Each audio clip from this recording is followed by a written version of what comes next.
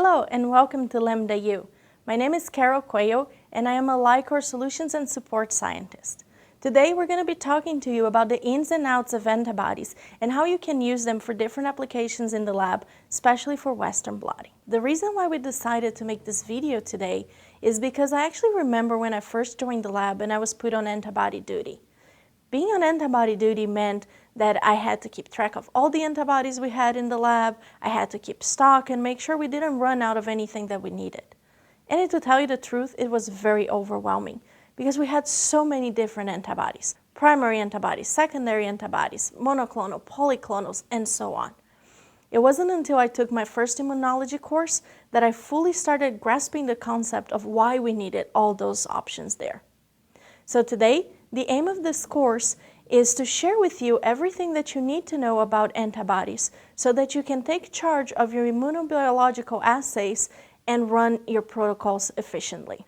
Today, we're going to have three main goals for this course. First, we want to fully understand what are antibodies and how we can use them in the lab. Second, we want to really understand how they are used on the Western blot protocol. And third, we want to really understand what is the difference between primary and secondary antibodies and the different types that we have for primary and secondary antibodies. So why would you even care about that?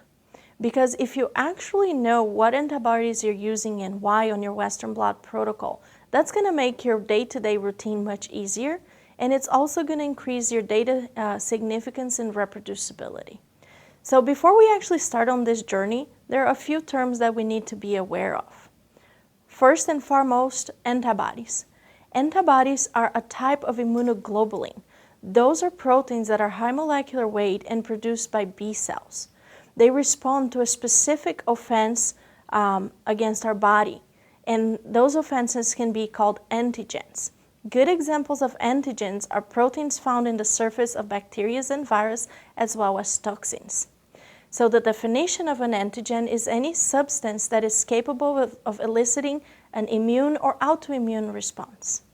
So the part of the antigen that is recognized by the antibody is called the epitope, and its counterpart is the paratope, which is the part of the antibody that binds to the epitope. Now, for the purpose of this course, we're going to use antibody and immunoglobulin as synonyms.